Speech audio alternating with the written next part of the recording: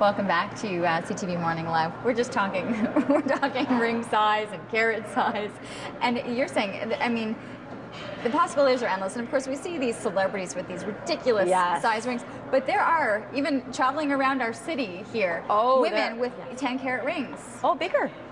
Bigger. Does it get heavy? Do they get in the way? I mean, seriously, how do you function with that? Yeah, I think Ottawa is such a fabulous place, and it's truly, you cannot judge a book by its cover. I'm telling you, the most discreet, low-key people truly have some of the most fabulous jewelry. They really do. Oh, okay, for sure. Well, you have some fabulous jewelry as well. There are people, though, who are wondering questions about their own jewelry and how they can, be able to work with it. And so I believe that we have a caller on the line, and we're going to take their call. Good morning. Hi. Hi. I have a question about rings. Like, my engagement ring is like a 7 3/4, and I had it resized because I gained some weight, and it's an 8 1/2 now. And I want to know, like, how many times could I have my ring resized? What's the metal of it? It's a white gold. It's white gold. Is it a thin ring or is it a wide ring? No, it's totally thin. It's thin. There will definitely, I'd have to see it to know for sure. You can't size your ring too many times because it will get a weak point. But if you bring it in, we can take a look at it. At some point, if you keep resizing your ring, we have to do what we call reshanking, which means we actually cut your ring at a halfway point and then put a whole new piece of metal there. So once you do that, you can almost start again and keep sizing it. But the answer is it kind of depends. It depends. So it gets to a point, though, when you've worked with it too much. Well, there's a point where a ring gets so thin on the bottom that it actually splits. Like, it will actually split in half. So there just comes a point where you can only work with it so much. But please bring it in, and we can definitely tell you where you stand with it. Are there going to be certain metals that are different that the platinum won't do that, or a white gold or a gold won't do that? There are certain metals are harder to work in than others. So, for instance, many jewelers in the city cannot work in platinum because it requires such high levels of heat.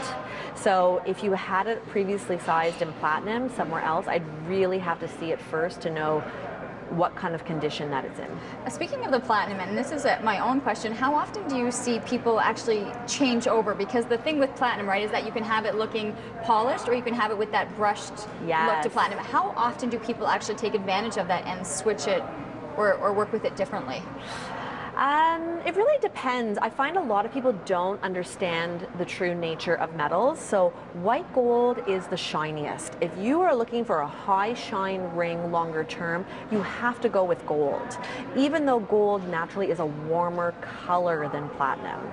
So platinum is the whitest metal, which is why some people absolutely love it, but platinum does not stay shiny. Platinum is very much like silver. It gets nicks and dents and scratches. It's called a patina, which some people love because it's a very worked look.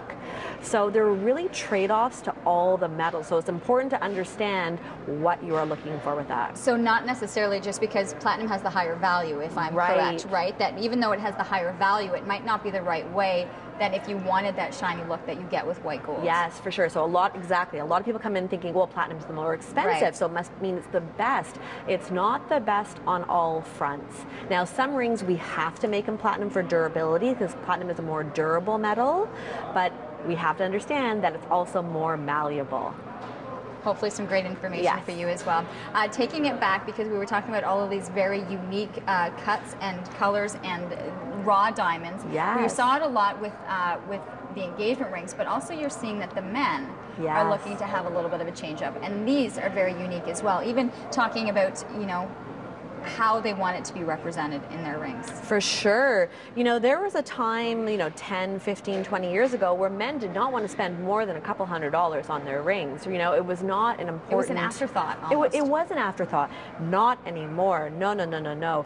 Actually, I think some of the men's rings are the most interesting rings. And I think now, too, because a lot of couples they're both working, and a lot of the women really want the man to wear a ring that's special and that he's going to love to wear it because he's wearing this every day.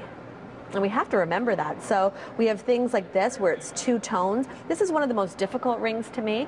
There's actually a ring within a ring. Oh, I see. Okay, hopefully. There you see it right there. And this is made by a company called Jaco, who have been making rings for 150 years. These are amongst the most durable rings in the world. So you have the durability factor that men want. You have the fact that it's masculine, but it's still different. Men don't want far out, blinged out with diamonds. Generally, they want things that are going to be unique, durable, and functional. This one has, it looks like it's 3 rings, but there's actually an optical illusion where the center ring raises and then it lowers. That is so neat. It's so neat. It really is. I just noticed that. It's amazing once you really look at something. It goes in and out. It's amazing, and it's still masculine. Actually, as the head buyer of the store, the hardest pieces of jewelry to buy for are men's rings. Very, very difficult. And this is a gorgeous one. This is our best seller. We sell this exclusively in Canada. It is a completely seamless ring. So you see this wheat pattern. You cannot find a beginning and an end. It's actually the hardest ring to make. Many people have tried to knock off this ring. I have never seen one successful knockoff. It's always a great sign. It's always a really good sign. It really is. Congratulations on the beautiful products that you have and what you're able to offer the clients in the city. You can always check out more information at Howard Fine Jewelers. You can check out their website. You can visit them. The location is on Spark Street. You'll have all the contact information. Stephanie, a pleasure. Thanks. You. Pleasure. Thank you. We do have to take a short commercial break, or we're going to be going back into the kitchen with the boys. They're meeting up with Stone-Faced Dollies right after this.